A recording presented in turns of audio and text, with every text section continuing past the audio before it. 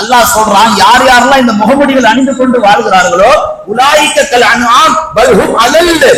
அல்லாஹ் சொல்கிறான், அவர்கள் எப்படிப்பட்டவர்கள் தெரியுமா? யார் யாரெல்லாம் குரோதம் என்ற முகமுடியும், அகம்பாவம் என்ற முகமுடியும், தான் என்ற முகமுடியும், ஒரு பெருமையோடு வாழுகிற அந்த முகமுடியும், வைத்தறிச்சல் என்ற முகமுடியும் அணிந்து கொண்டு வாழ்கிறார்களோ உலாயிக்க கல் அன்ஆம், அவர்கள் கால்நடைகளில் ஆக கேடுகட்ட கால்நடை பன்றி என்பதா அல்லாஹ் குர்ஆனிலே அந்த வார்த்தையை வெளிப்படுத்தல.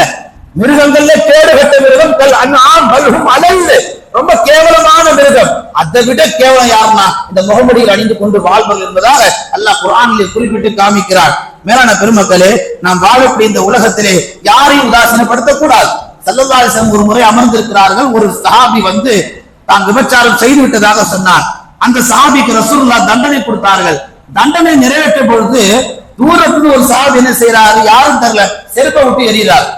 செருப்பை விட்டு எரிஞ்ச உடனே இந்த வார்த்தையை பயன்படுத்துறார், யா ஹபீசுல் மதீனா, மதீனாவிலே ரொம்ப அருவத்தக்க செயல்னா அது இவர் பண்ண இந்த செயல் தான். செயலுக்கு தவற உணர்ந்து முன் வந்து தண்டனையை பெற்றுக் கொண்டிருக்கிறார். தண்டனையை பெற்றுக் கொண்டிருக்கும் காலம் கிட்டத்தட்ட தௌபாவுடைய காலம். அப்படி தௌபாவுடைய காலத்தை நெருங்கி போகும்போது ஒரு மனிதர் அவருடைய தவறை அவரை உதாசீனப்படுத்தி செருப்பு எடுத்து வீசிய பொழுது இந்த வார்த்தையை பயன்படுத்தினார். நபிகள் நாயகம் அந்த நேரத்தில் இந்த வார்த்தையை சொன்னார்கள், லகத் தாப தௌபத்தன் லவ் குஸ்வத்தன் பைன உம்மத்தன் லிவசியத்திஹா. என்ன செய்ய